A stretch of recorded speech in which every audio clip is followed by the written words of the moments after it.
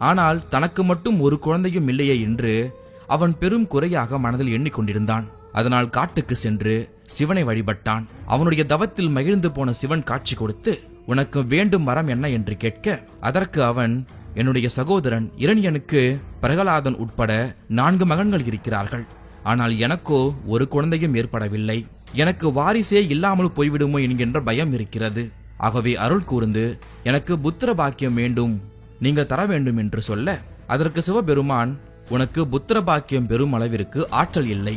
இருப்பினும் நீ என்னை வேண்டி தவம் இருந்ததால் பராக்கிரமம் பொருந்திய ஒருவனை உனக்கு மகனாக அளிக்கிறேன்.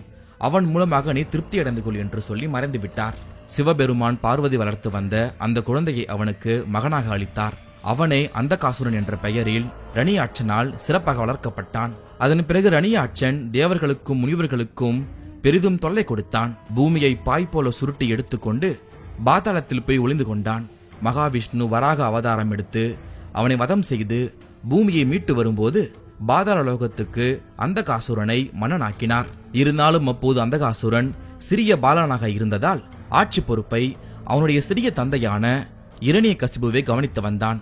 ஆனால் அவனுடைய தொல்லை மிகுதிபடவே மகாவிஷ்ணு நரசிம்ம அவதாரம் எடுத்து அவனையும் வதம் செய்து விட்டார்.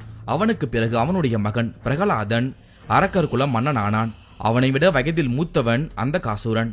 இருந்தும் பிரகலாதனும் அவனுடைய சகோதரர்களும் அந்தகாரனை ஒரு பொருட்டாகவே பார்க்கவில்லை. ஏனென்றால் அவன் தம் குலத்தை சேர்ந்தவன் இல்லை. புத்திர பாக்கியம் இல்லாத ரணியாட்சன் கண்ணில்லாத குருடனை மகனாக எடுத்து வளர்த்தான் என்றெல்லாம் சொல்லி அலட்சியப்படுத்தினார்கள். அவனுக்கு கண் இல்லாததால் ஆளும் தகுதியும் அவனுக்கு இல்லை என்று இழிவாக பேசினார்கள். இதனால் அந்தகாசுரனுடைய மனம் நொந்தது. அவன் தாங்க முடியாத வேதனையுடன் காட்டுக்கு சென்று பிரம்மாவை நோக்கி கடுந்தவம் மேற்கொண்டான். ஒரு வேள்வி குண்டலத்தை வளர்த்து தன்னுடைய உடலை சிறிது சிறிதாக வெட்டி எடுத்து அக்னியில் போட்டுக் கொண்டிருந்தான் அவன். பிரம்மதேவன் அவனுடைய கொடூர தவத்தைக் கண்டு சகிக்க முடியாமல் காட்சி கொடுத்து, அந்தகாசுரா, எதற்காக இவ்வளவு கொடூரமான தவத்தை புரிகிறாய்? உனக்கு வேண்டுவது என்ன என்று கேட்க அந்தகாசுரன் பதிலளித்தான், பிரம்மதேவா, நான் கொடூரமான உருவம் கொண்டவன். அதனால்தான் தவம் புரிந்தேன். எனக்கு நல்ல உடல் வேண்டும், கண் பார்வை பெற வேண்டும், அதோடு மரணமில்லாத பெருவாழ்வு வேண்டும் என்று கேட்க, அதை கேட்ட பிரம்மதேவன், நீ பார்வை பெற்று அழகிய ரூபத்தோடு இருக்கும் வரத்தை கொடுப்பேன்.